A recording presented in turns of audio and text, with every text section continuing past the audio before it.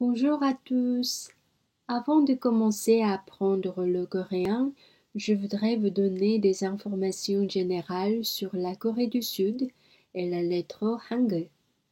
La Corée du Sud est en Asie extrême orientale.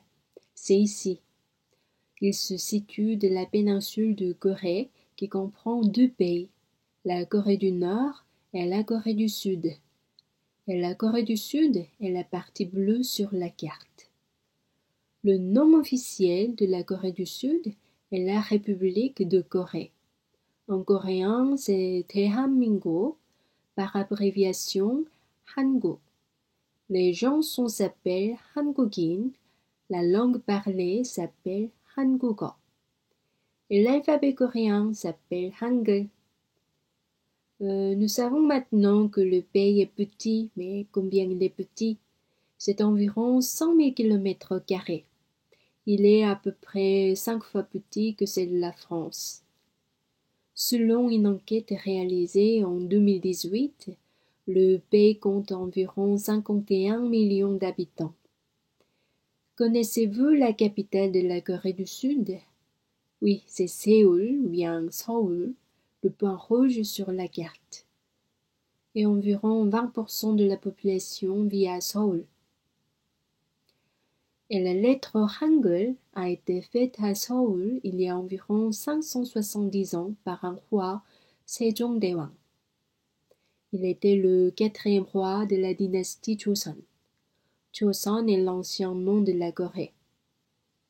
À l'époque, les gens utilisaient le caractère chinois pour écrire, mais il y en a beaucoup et il faut du temps pour les apprendre tous. Donc la majorité de la population, principalement des paysans, est restée analphabète.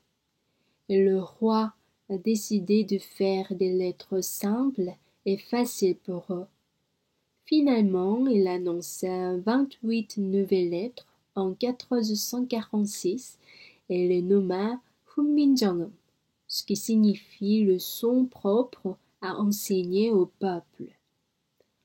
Le 9 octobre, le jour de la proclamation du Hunminjeongeum, est un jour férié en Corée du Sud. Voici ma tasse avec Hunminjeongeum imprimé dessus. Ceci est une copie d'un livre qui explique pourquoi et comment le roi Sejong a créé les lettres et comment les utiliser. L'empreinte sur la tasse est une préface de ce livre.